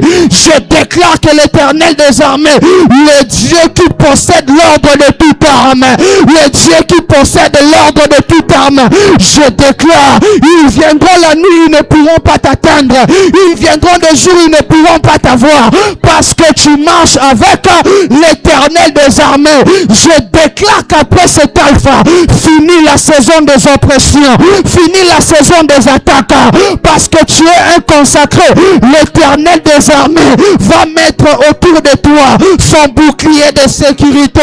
La Bible déclare, il forme un même corps. Il ne va pas permettre qu'on te touche, parce que celui qui te touche, touche Dieu. Parce que celui qui t'atteint, atteint Dieu. Ainsi il dit, même lorsque tu traverseras le feu ne te submergeront pas. Même lorsque tu traverseras les eaux ne te submergeront pas. Le feu ne te consumera pas, parce que tu as du prix à mes yeux. J'aimerais dire à quelqu'un, le consacré vale aux yeux de Dieu. J'aimerais dire à quelqu'un, le consacré a une valeur. L'Éternel ne se consacre pas pour tout homme. Le Seigneur se concentre sur le consacré. La consécration attire la concentration de Dieu. La consécration attire le trop plein de Dieu. Parce qu'ils étaient consacrés, ils étaient dans la chambre haute. C'est là que l'Esprit est venu remplir. Écoutez, là où il y a la consécration, Dieu amène la plénitude. Là où il y a la consécration, Dieu amène l'abondance de sa présence. Tu vas vivre avec une saturation de la présence de Dieu. Tu vas vivre avec une saturation de l'accompagnement de Dieu, parce que tu es un consacré. Qu'on ne vous trompe pas, Dieu marche avec ses consacrés. Dieu marche pas avec tout homme. Lorsque Dieu veut commencer à marcher avec un homme, il s'approprie de la personne. Lorsque Dieu veut tracer une histoire, lorsque Dieu veut donner un départ, et je prie le Dieu de grâce qu'à cause de ta décision de te consacrer durant cet alpha, qu'à cause de ta décision de le suivre durant cet alpha, que tu vives le mystère du même corps que le Seigneur, que tu vives le mystère du même corps que le Seigneur. En fait, ce qui va t'arriver va affecter Dieu. J'aimerais dire à quelqu'un, désormais l'Éternel ne sera pas insensible à tes cris. C'est ainsi que ce jour-là, la Bible déclare, est-ce que l'Éternel Dieu ne fera-t-il pas justice à ses élus? Écoutez mes frères, la Bible déclare que l'Éternel, le Dieu de grâce, fait justice à ses élus. Quand quelqu'un est consacré, Dieu défend sa cause. Quand quelqu'un est consacré, Dieu devient son juste juge. Et ce que j'aime dans cette affaire, dans ce tribunal, Dieu est en même temps juge, il est en même temps avocat, il est en même temps celui qui plaide, il est en même temps celui qui donne la sentence. J'aimerais déclarer dans la vie de quelqu'un, il n'y a aucun jugement qui ne va peser contre toi parce que tu es un mis à part. Parce que si Dieu te juge, il se juge. Si Dieu te juge, il te juge. Il ne peut pas se juger parce qu'on ne se fait pas du mal à soi-même. Ah, j'aimerais dire à quelqu'un, tu es un même corps avec le Seigneur. Tu es un même corps avec Dieu. La consécration t'éblouit dans Dieu. C'est ainsi qu'un homme qui se consacre, plus il s'approche de Dieu, plus il fait un avec lui. Je déclare que tu fasses un avec le Seigneur, qu'après ce programme, tu atteignes une dimension où on va te voir et on va voir le Seigneur, où tu vas atteindre une dimension. Ainsi, la consécration accentue la présence de Dieu dans la vie d'un homme. Parce que là où un homme est consacré, on confond Dieu avec l'homme. C'est ici que s'accomplit ce texte des Écritures qui dit: ne saviez-vous pas que vous êtes de Dieu? Ce texte, c'est pas pour n'importe qui. Pour devenir comme Dieu, il faut se dissoudre en lui. Il faut accepter d'être consacré. Où est cette génération des hommes et de femmes qui vont accepter de suivre le Seigneur de manière résolue? Où est cette génération des hommes et de femmes qui vont se dire: nous allons faire un avec le Seigneur? Écoutez, le mystère de la consécration, c'est que la consécration fait qu'à un certain moment, on ne sait pas distinguer où est l'homme, où est Dieu. Enfin, on confond. Il y a une telle ressemblance, il y a un tel rapprochement. C'est ainsi que Paul est en train de dire: mystère caché dans tous les âges, révélé en ces temps de la fin, à savoir Christ en moi, l'espérance de la gloire. Christ en moi, l'espérance de la gloire. Je me suis tellement consacré que je suis devenu Christ. Je me suis tellement consacré que Paul a disparu. Je me suis tellement consacré que Christ a pris mon entièreté. J'aimerais dire à quelqu'un que Dieu remplisse ton entièreté, qu'à cause de la consécration, que tu atteignes une dimension où on va voir le Christ en toi, que tu atteignes une dimension où ça va tellement devenir une confusion totale. Écoutez, le consacré confondent les hommes, le consacré confondent le monde. Ces jours-là, lorsqu'on jette Shadrach, Meshach, Abednego dans la fosse, lorsqu'on les jette dans la fournaise de feu, écoutez ce que le roi est en train de dire. On avait jeté 3 hommes, mais bizarrement, je vois 4 hommes. Écoutez ce qu'il dit. Le 4e homme a un visage d'homme. Il n'a pas vu un visage de Dieu. Tellement que Daniel et ses compagnons étaient des consacrés. Ils ont atteint un niveau où on ne savait pas différencier où était Dieu, où était l'homme qui a été jeté, où était Dieu. On va confondre. On va tellement ne plus te voir. On va tellement voir Christ en toi. Je déclare, je lève ma main en clôturant ce séminaire. Je déclare qu'à cause de ta consécration, il y aura une dose de divinité qui va s'ajouter. Tu es entré dans ce programme comme toi, mais tu sors comme Dieu. Tu es entré dans ce procès comme toi, mais tu sors comme Dieu. C'est ainsi que lorsque Moïse accepte de se consacrer, ils vont dans la présence de Dieu, dans les buissons ardents. Lorsque Moïse se rapproche, il se rapproche de Dieu. Le jour où il sort du buisson ardent, écoutez ce que Dieu dit à Moïse. Il dit: je te fais maintenant Dieu. Je te fais maintenant Dieu. Devant Pharaon, Moïse n'était pas un homme. Devant Pharaon, Moïse était un Dieu. Écoutez, celui qui s'approche de Dieu devient lui. L'une des bénéfices de la consécration. Écoutez, le plus important, c'est pas ce que tu obtiens dans la prière, mais c'est ce que tu deviens dans la présence de Dieu. Dieu commence d'abord par nous rapprocher de lui. Dieu commence d'abord par nous morfondre dans sa nature. Je vois des hommes qui vont se morfondre en Dieu. Je vois des hommes qui vont devenir un même corps avec Dieu. Lorsqu'on te touchera, c'est Dieu qui sera affecté. Lorsqu'on voudra te faire du mal, c'est Dieu qui s'élèvera. C'est ainsi que vous avez l'impression que Dieu aime beaucoup certaines personnes. Non, il les aime pas beaucoup. Ils sont des consacrés. Quand Dieu les regarde, il se voit lui-même. Quand Dieu les regarde, il sont devenus un même corps. Je prie que Dieu te fasse grâce de faire un même corps avec le Seigneur. Que Dieu te fasse grâce de devenir un avec le Dieu de la Bible. Écoutez, vous voulez avoir des interventions rapides de Dieu, devenez un même corps avec lui. Vous n'aurez même pas besoin de prier. Il verra que vous êtes dans les besoins. Il verra que vous êtes oppressé. Il verra que vous êtes attaqué. Parce que vous n'aurez pas besoin de l'informer de ce qui lui arrive à lui-même. Parce que vous serez un même corps. Lorsque ça va vous toucher, il sera directement alerté. Écoutez, les consacrés ont des exaucements sans prier. Parce que quand ça leur touche, Dieu est directement informé.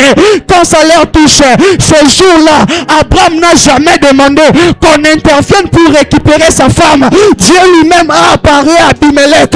Il a dit, écoutez, n'essaye pas de prendre la femme de mon consacré. Je vois Dieu se lever parce que tu es un consacré. Je vois Dieu défendre ta cause. Je vois Dieu intervenir même là où tu ne vas pas demander. Je vois Dieu. Un consacré attire Dieu beaucoup plus rapidement. Un consacré amène Dieu beaucoup plus rapidement. C'est ainsi que dans la vie de Joseph, bizarrement, nulle part on montre là où Joseph est en train de prier, malgré tout ce qu'il connaissait. Écoutez, la consécration donne l'assurance de l'intervention de Dieu. La consécration donne l'assurance. Il y a eu des combats dans la vie pour lesquels je n'ai pas prié.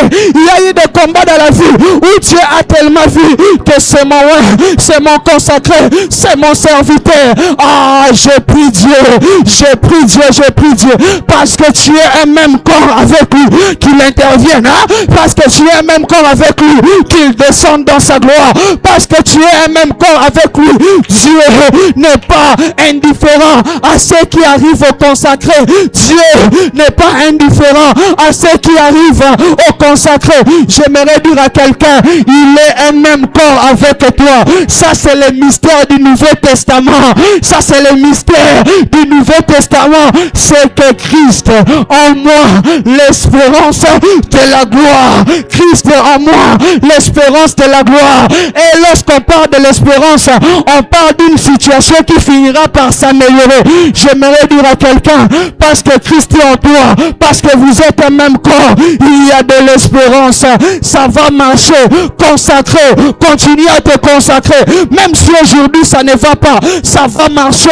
C'est ainsi qu'il est écrit. Vaut mieux un chien vivant qu'un lion mort. Il y a encore de l'espérance pour tous ceux qui vivent. Là où il y a la consécration, il y a l'espérance de la gloire. Là où il y a la consécration, il y a l'espérance de la gloire. Parce qu'ils forment un même corps. Christ en moi. J'aimerais dire à un consacré, Dieu ne t'a pas oublié. J'aimerais dire à un consacré, tu n'as parfois même pas besoin de prier, parce que ce qui te touche l'affecte. Vous êtes un même corps. Vous êtes un même corps. Vous êtes un même corps. Ainsi, continuez à vous consacrer malgré tout. Continuez à vous consacrer. Que le diable ne vous sorte pas du chemin de la consécration. Que le diable ne vous sorte pas du chemin de la consécration. Restez consacrés. Suivez Dieu. Restez consacrés. Restez attachés. Restez consacrés. Restez attachés. Paul est en train de dire, ce mystère est grand. Il forme un même corps. Il forme un même corps. Il forme un même corps. Il forme un même corps. Il forme un même corps. Ah, là où tu es, tu vas prier, tu vas prier. Tu vas dire à Dieu, Seigneur, que je vive cette dimension de la consécration. Que je devienne un même corps avec toi. Que je devienne un même corps avec toi. Est-ce que tu peux lever ta voix et prier? Est-ce que tu peux lever ta voix et prier? C'est notre dernière prière. Que Dieu vienne tellement. Je suis étonné de la manière dont tu pries. Je suis étonné. Je suis étonné de la manière dont tu pries. Je suis étonné de la manière dont tu pries. Je suis étonné. C'est la plus haute dimension de la consécration. Devenir un même corps avec le Seigneur. C'est la plus haute dimension de la consécration. Devenir un même corps avec le Seigneur. Est-ce que tu peux le dire à Dieu? Tu peux le dire à Dieu. Je veux devenir un même corps avec toi. Je veux devenir un même corps avec toi. Tellement consacré que je me dissous en toi. Prie bien, prie bien, prie bien. Prie bien, prie bien, prie bien, prie bien, prie bien. Je veux devenir un même corps avec toi. Je veux devenir un même corps avec toi. Je veux devenir un même corps avec toi. Tellement consacré, tellement consacré. Tellement consacré, tellement consacré, tellement consacré, tellement consacré.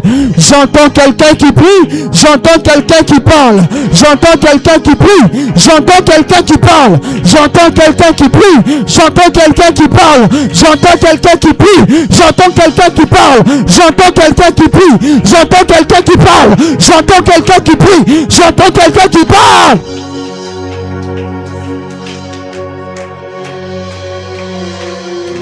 Un même corps, un même corps, un même corps. Un même corps, un même corps, un même corps. Un même corps, un même corps. Cette dimension, c'est la plus haute dimension de la spiritualité. Qu'on ne vous trompe pas. Le plus haut niveau de la spiritualité, c'est devenir un avec le Seigneur. C'est devenir un avec le Seigneur. C'est devenir un avec le Seigneur. L'apôtre Paul est en train d'appeler ça les mystères cachés de tous les âges. Les mystères cachés de tous les âges. Les mystères cachés de tous les âges. Les mystères cachés de tous les âges. Les mystères cachés de tous les âges.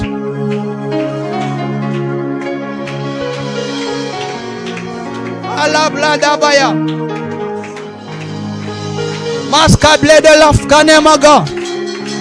Zakibre andos kable de baya. Leblada baya shtakalabla andos. Radelekim lana moas kebli de laga. Eskabla namaya antele de blaya. Eskabla daga dabaya. Eskable de beya antos kabli dega. Lebra antus kaminega. El leble askoble de beya antele baya. El ragada baya askable de beya. Escobra adin talamaya antela. Escalabra daga gada baya. Escalabaya ascomble de be. Escalabra daga baya. Escalabra daga. Que je devienne un même corps. Un même corps. Un même corps. Un même corps. C'est la plus haute dimension spirituelle. Devenir un même corps avec le Seigneur. C'est même la finalité de la consécration. Devenir un même corps. Devenir un même corps avec le Seigneur.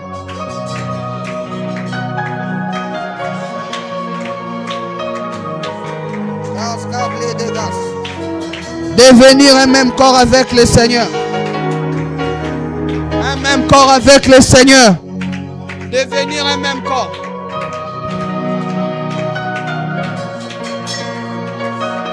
Tu fais bien de prier. Tu fais bien de faire cette prière.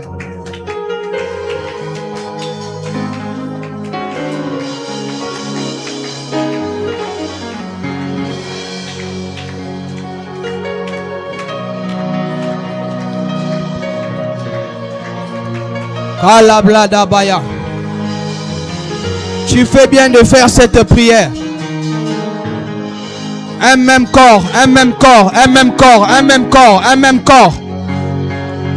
Un même corps, un même corps, un même corps, un même corps. Un même corps, un même corps, un même corps, un même corps.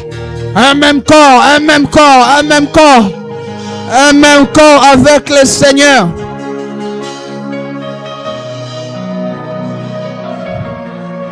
Kalable kaskable debe antos. Kalable debe de. Un même corps avec le Seigneur. Dis à Dieu, Seigneur, je vais tellement me consacrer jusqu'à faire un avec toi. Je vais tellement me consacrer jusqu'à faire un avec toi. Je vais tellement me consacrer.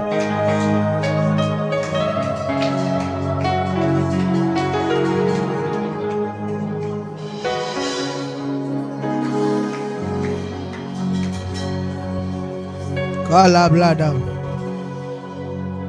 Koskabledebes. Je vais prier pour nous. Est-ce qu'on peut légèrement lever les mains? Ouais, donne-moi juste un bon piano. La clé de gaz, canabrahandos. Je prie Dieu qu'en cette année 2026, que rien ne soit un obstacle à ta consécration. Comme le Seigneur nous l'a enseigné durant ces 14 jours, je vous exhorte donc, frères, à offrir vos corps comme un sacrifice, vivant, saint et agréable, ce qui sera de votre part un culte raisonnable. Je prie le Seigneur que tu deviennes une offrande vivante, que tu deviennes un holocauste, que ta vie soit consumée par l'effet de Dieu, qu'il ne reste rien de toi qui va empêcher à Christ d'agir, que Christ soit pleinement formé en toi, que Christ vienne enlever tout ce qui t'empêchait d'aller plus loin dans ta marche de la consécration. Je prie Dieu que tu ne sois pas seulement un consacré, mais que tu sois un consacré qui consacre. Que tu sois un consacré qui met aussi à part d'autres personnes. Nous avions parlé hier de la consécration qui traverse les générations. Comme pour Abraham, il a été le Dieu d'Abraham, le Dieu d'Isaac et le Dieu de Jacob. Je déclare que ta progéniture est consacrée. À cause de ta consécration, tes enfants ne vont pas s'égarer du chemin de Dieu. À cause de ta consécration, à ton départ, tu vas laisser et un héritage matériel et un héritage spirituel. Tes enfants prieront ton Dieu. Tes petits-enfants prieront ton Dieu. Tes entrailles sont des entrailles consacrées à Dieu. Et je prie le Seigneur que tu touches à tout le bénéfice de la consécration. Je prie Dieu, toi qui étais opprimé, toi qui étais oppressé, que par la consécration que tu sois délivré. Quand Dieu consacre, il délivre, parce que ce qui appartient à Dieu, personne ne peut l'attaquer. Je prie et je déclare que tu sois délivré par la consécration. Que la consécration te mette à côté. Que la consécration ouvre une parenthèse. Comme on l'a appris aujourd'hui, que la consécration ouvre une parenthèse de grâce. Que la consécration te sorte de la logique. L'apôtre Paul est en train de dire, et qui étaient autrefois des païens, aujourd'hui ils sont devenus des héritiers. Dieu a ouvert une parenthèse de grâce. La Bible déclare, nous qui étions un peuple égaré, nous qui étions une vigne sauvage, aujourd'hui nous avons été greffés à Israël. Que Dieu te greffe à ses promesses à cause de la consécration. Que Dieu te greffe à l'héritage de Christ. Je prie Dieu que tu ne sois pas un héritier qui ne va pas toucher, mais que tu sois un héritier qui va toucher à son héritage. Que Dieu te fasse grâce de toucher à ton héritage. Que Dieu te fasse grâce de toucher à ton héritage. Que Dieu te fasse grâce de toucher à ton héritage. Mais qu'au-delà de tout, que tu atteignes cette plus haute dimension de consécration. Faire un même corps avec le Seigneur. Que ton esprit se dissout dans l'esprit de Dieu. Que ton âme se dissout dans Dieu. Que ton corps soit de membres pour la gloire du Seigneur. Que tu fasses un même corps avec le Seigneur. Mes frères, c'est la plus haute dimension de la spiritualité, qu'on ne vous trompe pas. La plus haute dimension du christianisme, c'est faire un avec le Seigneur. C'est ainsi que Paul, parlant de cela, il est en train de dire, mystère caché de tous les âges, révélé en ces temps de la fin, savoir Christ en moi, l'espérance de la gloire. Le plus haut niveau de la spiritualité, c'est morfondre en Christ, c'est faire un même corps avec le Seigneur. Et je prie Dieu que cette église fasse un même corps avec le Seigneur. Que nous soyons des hommes et des femmes qui ont fait un même corps avec le Seigneur. Et Dieu, pour cela, nous avons besoin de ton esprit. Que ton esprit nous prenne par la main et qu'il nous conduise là où ta vie coule, là où ta vie se répand, là où ta vie coule, et qu'il fasse de nous un avec toi. Esprit de Dieu, nous te prions. Aide-nous de faire un avec toi. Aide-nous de devenir un même corps avec toi. Que nos pensées soient les pensées de Dieu. Que notre manière de réfléchir soit la manière de réfléchir de Dieu. Que notre manière de voir les choses soit la manière de voir des choses de Dieu. Et tant nous sommes même corps avec toi, que nous ayons la même vision que toi. Que nous ayons la même écoute que toi. Que nous ayons la même perception de la vie que toi, Père. Je te prie au nom de Jésus. Puisse cette église soit composée des hommes et des femmes consacrés. Puisse cette église soit composée des hommes et des femmes consacrés. Puisse cette église soit composée des hommes et des femmes consacrés. Seigneur, prends-nous tout entier. Ne laisse rien de nous qui puisse encore rester à nous. Seigneur, mets-nous sur l'autel du sacrifice et fais descendre l'effet de ton esprit. Fais descendre l'effet de ta gloire. Fais descendre l'effet de ton esprit. Père, nous prions. Il demande une prière à toi.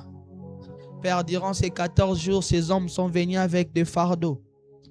Ils sont venus avec des attentes. Ils sont venus avec des désirs. Oh, toi qui écoutes la prière. Seigneur, entends les prières.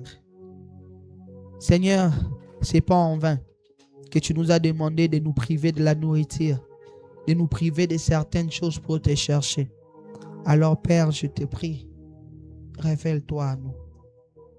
Seigneur, qu'après la prière vienne un temps de témoignage. Qu'après la prière vienne un temps de témoignage.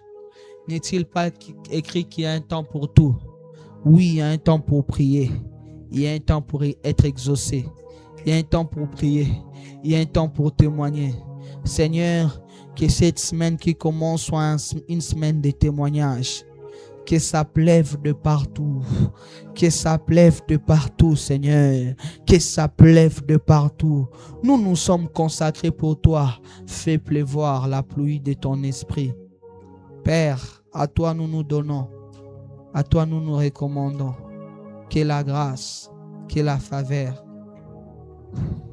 soit notre partage. Éternel, vois-nous que nous nous sommes approchés de toi. Car il est écrit que tu es le rémunérateur de ceux qui te cherchent. Sois béni. Que Dieu te voie. Que Dieu se souvienne de toi. Que tes prières ne soient pas vaines. Toi qui t'es approché de Dieu, que Dieu t'approche de toi. Que la grâce soit ton partage. Autant tu as dédié cette année 2026, qu'elle soit une année réussite. Qu'elle soit une année remplie de grâce. Qu'elle soit une année remplie de vie. Qu'elle t'accorde ces coquines des années n'est accordées. Qu'elle t'accorde ces coquines des années n'est données. Que Dieu, dans sa grâce, couvre ta famille et tes affaires. Autant tu es consacré, ce qui est à toi est consacré. Ton affaire est consacrée. Ton travail est consacré. Ta famille est consacrée. Et que les dieux des cieux te permettent de garder tout ce qui a été réussi durant ces 14 jours. Comme les sacrificateurs Élie pouvaient le dire à la femme Anne, va en paix et que les dieux d'Israël t'exaucent. Va en paix et que les dieux d'Israël t'exaucent. Va en paix et que les dieux de Alpha t'exaucent. Va en paix, que le Dieu qui a fait alliance avec notre Père, l'apôtre Marcelo, t'exauce.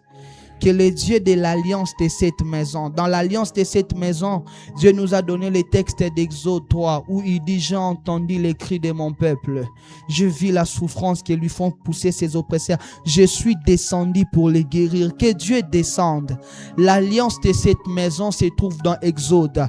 J'ai entendu, lorsque Dieu a appelé son serviteur notre Père, il lui a donné ces versets: j'ai entendu les cris de mon peuple, je vis la souffrance que lui font pousser ses oppresseurs. oppresseurs. Maintenant, je descends. Que l'Éternel descende. Que l'Éternel descende. Je pose sur toi l'alliance de cette maison. Je pose sur ta famille l'alliance de cette maison. Je pose sur ta famille. Dieu a fait alliance avec notre Père. Je me tiens les deux pieds sur les alliances de mon Père qui m'a mandaté en ces lieux. Je prie que le Dieu de l'apôtre Tounas t'exauce. Que le Dieu de l'apôtre Tounas ta famille. Que le Dieu de l'apôtre Tounas te fasse compassion.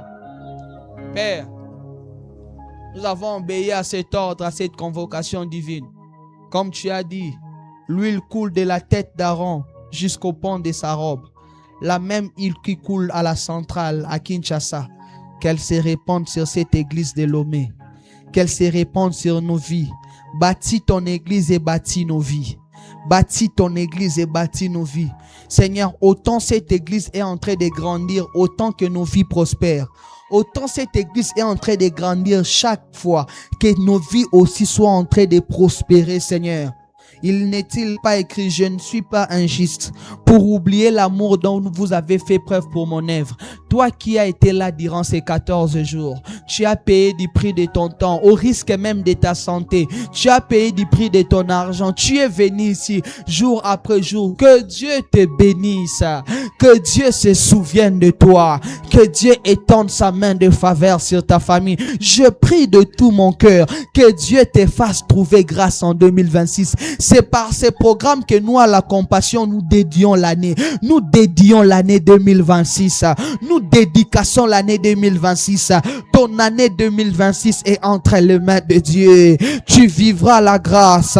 Tu vivras la faveur. Tu vivras la prospérité. Tu vivras la longévité. Tu vivras la sécurité divine. Tu vivras dans la sainteté. Tu vivras dans la consécration. Les traits enflammés de l'ennemi ne vont pas t'attendre. Parce que tu as commencé en prière, Dieu t'accompagne. Parce que tu as commencé en jeûne, Dieu marche avec toi. Il te tient par la main. Le mois de février, le mois de mars, le mois d'avril, le mois de juin, le mois de juillet, d'août, de septembre, d'octobre, de décembre, de novembre. Que Dieu marche avec toi. Que le Dieu pour qui tu as dédié l'année t'accompagne. Et qu'il te dirige. Faveur, grâce, paix, sécurité, sainteté, longévité et surtout bonne santé.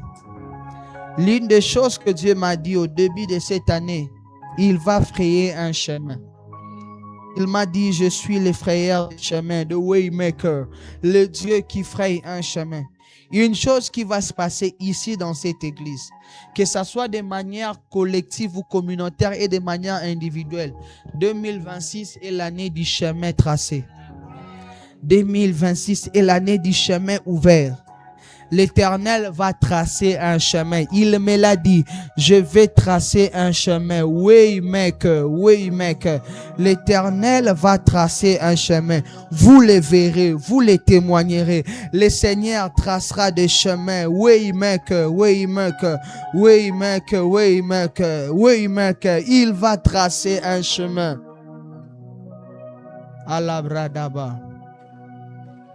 Oh, Miss Keeper.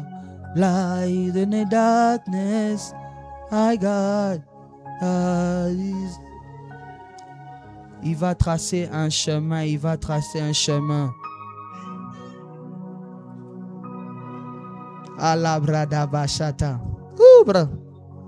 Light, darkness, my God, that is. Hey, we make, we mark a worker, promise keeper, light in the darkness, my God, that is good, you, waymaker, waymaker,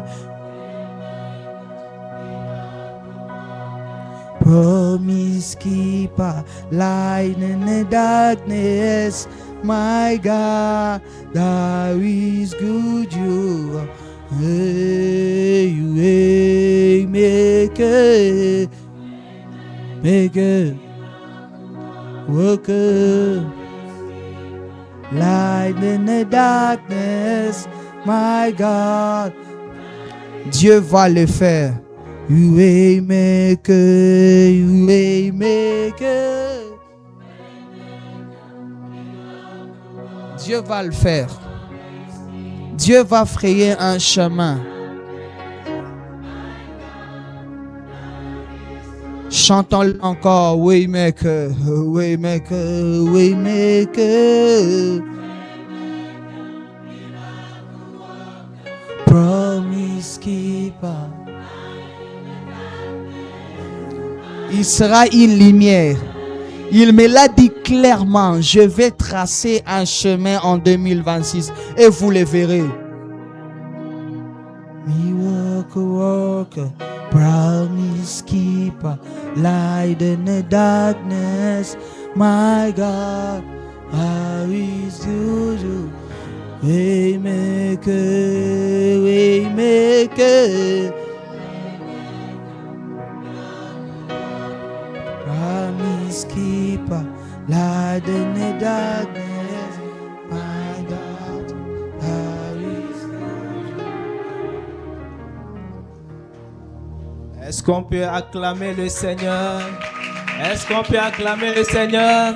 Acclame très fort le Seigneur, acclame très fort, acclame très fort, acclame très fort. C'est le Dieu de l'Alpha 14 que tu es en train d'acclamer. C'est le Dieu qui nous accorde de pouvoir vivre ce programme. C'est le Dieu qui nous a conduits durant ce programme d'Alpha 14 que tu es en train d'acclamer. C'est Dieu qui a exaucé nos prières que tu es en train d'acclamer. Ainsi acclame très fort. Ainsi acclame très fort. C'est l'alpha du programme de Alpha 14. C'est l'alpha du programme d'Alpha 14 que tu es en train d'acclamer. Quand il est l'alpha, il est aussi l'oméga. Alors acclame très fort. Acclame très fort. Acclame très fort. Acclame très fort. Acclame très fort. C'est lui qui nous a permis de pouvoir avoir des orientations pour l'année 2026. C'est lui qui nous a donné des orientations. Alors qu'il nous a donné, il sera aussi l'oméga de cette année 2026. Alors acclame très fort. Et lorsqu'il est l'alpha, il est l'oméga, il donne aussi, il nous accompagnera aussi durant l'année 2026. Il nous tiendra par la main pour nous accompagner, pour nous montrer les pas que nous devons poser. Alors acclame très fort, acclame très fort, acclame très fort, acclame très fort. Ce n'est pas un homme que tu acclames, mais c'est le roi des rois que tu acclames. C'est lui qui est assis sur le trône que tu es en train d'acclamer. Alors acclame très fort, acclame très fort, acclame très fort, acclame très fort, acclame très fort. C'est celui qui t'a appelé pour la consécration que tu as acclamé. C'est celui qui va t'acconduire dans cette consécration. Alors acclame très fort, acclame très fort, acclame très fort, acclame très très très fort. Alléluia. Nous allons continuer par prier. Nous allons demander à Dieu que nous aide pour que les enseignements, les préludes que nous avons pris durant ce programme d'Alpha 14, qui nous aide à pouvoir les mettre en pratique. Nous ne voulons pas être seulement des hommes qui écoutent sans les mettre en pratique, mais nous voulons être de ces hommes qui, après avoir écouté, les mettre en pratique. Alors demande cette grâce à Dieu. Demande cette grâce à Dieu. Dis-lui, Seigneur, certainement j'ai appris des choses durant ce programme d'Alpha 14, mais je veux aussi avoir la force, la capacité de pouvoir les mettre en pratique. Certainement le Seigneur t'a parlé durant ce programme. Il t'a donné des orientations, mais demande-lui qu'il t'accorde la grâce, la faveur de pouvoir y arriver, à les mettre en pratique, de pouvoir y arriver, à les mettre en pratique. Certainement le Seigneur t'a donné des orientations et en voyant ta capacité, tu te dis je ne peux pas y arriver. Mais j'ai une surprise pour toi ce matin. Lorsque le Seigneur il confie une responsabilité, lorsque le Seigneur nous appelle pour des choses, cela ne dépend pas de notre capacité, cela dépend de ce que le Seigneur lui-même a prévu pour nous. Et ainsi le Seigneur, celui qui t'a appelé, il va te donner la force, la capacité de pouvoir les mettre en pratique, la force, la capacité de pouvoir les accomplir. Alors demande cette grâce ce matin. Demande-lui de t'accorder la grâce, la faveur, de mettre en application tout ce que tu as appris durant ce programme d'Alpha 14. Est-ce que les consacrés peuvent élever la voix et prier? Est-ce que les consacrés peuvent élever la voix et prier? Est-ce que les consacrés peuvent élever la voix et prier? La fin du programme d'Alpha 14 ne signifie pas la fin de notre consécration, mais nous sommes appelés à être consacrés tout au long de notre vie. Nous sommes appelés à être consacrés tout au long de notre vie. Alors demande cette grâce à Dieu. Demande cette grâce à Dieu. Demande cette grâce à Dieu. Qu'il t'éloigne de toute personne qui va t'empêcher de pouvoir être consacré. Qu'il mette une barrière autour de toi qui va te permettre de demeurer attaché à lui. De demeurer attaché à lui. Il dit, je suis le cep et vous êtes les sarments. Si quelqu'un veut porter du fruit, il doit demeurer en lui. Si personne qui veut porter du fruit, il doit toujours demeurer en lui. Ainsi ce matin, le Seigneur nous appelle à pouvoir toujours être attaché à lui, à pouvoir toujours être attaché à lui, afin d'accomplir des grandes choses qu'il a prévues pour nous, afin d'accomplir des choses qu'il a prévues pour nous. Est-ce qu'on peut dire Amen? Est-ce qu'on peut dire Amen? Est-ce qu'on peut dire Amen? Le Seigneur nous a appelés pour être des hommes et des femmes. Qui va passer encore cette année pour faire de grandes choses dans cette nation. Le Seigneur veut en partie de nous faire de grandes choses dans cette nation. Et si c'est pourquoi il nous appelle à être consacrés, à demeurer dans notre consécration. Ainsi, disons merci à Dieu, disons merci à Dieu, disons merci à Dieu. Cela ne dépendra pas de notre capacité, mais cela dépendra de Dieu, de celui qui nous a appelés. Est-ce qu'on peut dire Amen, Amen, Amen? Alléluia. Alléluia. Que le Seigneur vous bénisse abondamment. Nous allons continuer. Nous allons à présent offrir au Seigneur. Nous aurons deux services. Dans un premier temps, nous allons apporter nos offrandes ordinaires et nos dîmes. Est-ce qu'on peut s'apprêter? Ainsi, la chorale va nous aider dans ce moment de service.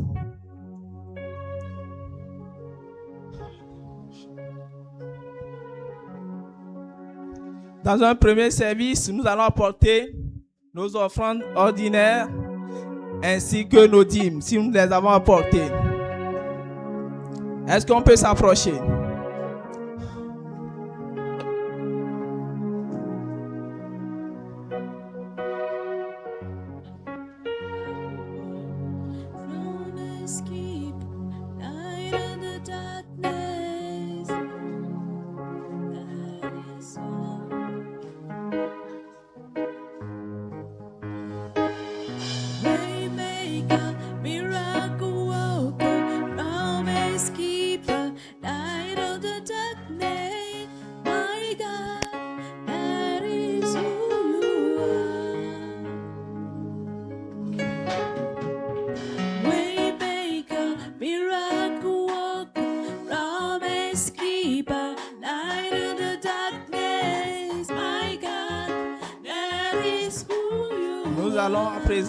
Apporter nos galas 6 ainsi que nos contributions pour l'aménagement du temple. Certainement le Seigneur t'a fait du bien durant ce programme d'Alpha 14. C'est le moment de le remercier. Alors approchons-nous.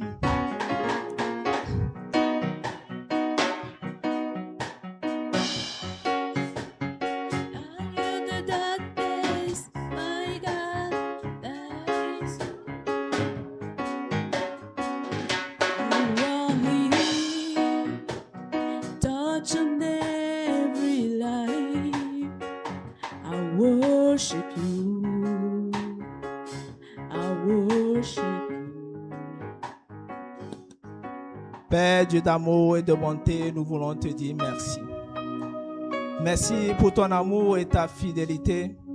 Merci pour ta grâce que tu ne cesses de renouveler dans notre vie. Nous sommes venus ce matin avec nos offrandes. Nous prions, Seigneur, que tu les bénisses. Nous prions, Seigneur, que ces offrandes puissent servir à l'avancement de ton œuvre ici-bas. Père éternel des armées, tu connais tous ceux qui ont apporté et tous ceux qui n'ont eu l'intention mais n'ont pas pu apporter. Je prie, Seigneur, que tu bénisses tout un chacun de nous. Je prie, Seigneur, que les choses que toi-même tu nous as données durant ce programme d'Alpha 14, tu nous aides à pouvoir les mettre en application. Je prie, Seigneur, qu'à cause de notre consécration, que nos vies puissent refléter ton image. Que les gens, à travers notre vie, qui se disent que non, je sais que ceux-là, ils sont consacrés. Je sais que ceux-là, ils adorent fort, un Dieu puissant. Je prie, Seigneur, que à travers notre consécration, que notre entourage soit impacté. Je prie, Seigneur, qu'à travers notre consécration, que nos vies puissent impacter d'autres vies. Je prie, Seigneur, qu'à travers notre consécration, que les membres de nos familles puissent être gagnés. Je prie, Seigneur, qu'à travers notre consécration, Seigneur, que les domaines d'activité, nos domaines dans lesquels nous travaillons, Seigneur, que les vies soient touchées, que les vies soient transformées. Merci, Seigneur, parce que tu nous as accordé cette grâce. Merci infiniment. Nous t'en sommes reconnaissants. Que toute la gloire et l'honneur reviennent à toi et à toi seul. Amen. Est-ce qu'on peut acclamer le Seigneur? Est-ce qu'on peut acclamer le Seigneur? Est-ce qu'on peut acclamer très fort le Seigneur? Est-ce qu'on peut pousser des cris de joie à l'Éternel? Est-ce qu'on peut pousser les cris de joie à l'Éternel? Si tu as été exaucé durant ce programme d'Alpha 14, j'aimerais que tu peux pousser les cris de joie. Même si tu n'as pas encore vu les ossements, sache que tu auras les ossements à toutes tes requêtes. Nous croyons que nous avons reçu les ossements à toutes nos requêtes. Aucune requête ne sera exaucée. Toutes nos requêtes ont reçu les ossements. Et c'est pourquoi nous poussons des cris de joie. Amen. Alléluia. Que Dieu nous bénisse abondamment. Nous allons donner la parole à Papa pour la suite. Merci. Est-ce qu'on peut acclamer pour le Seigneur? Alléluia. Qu'il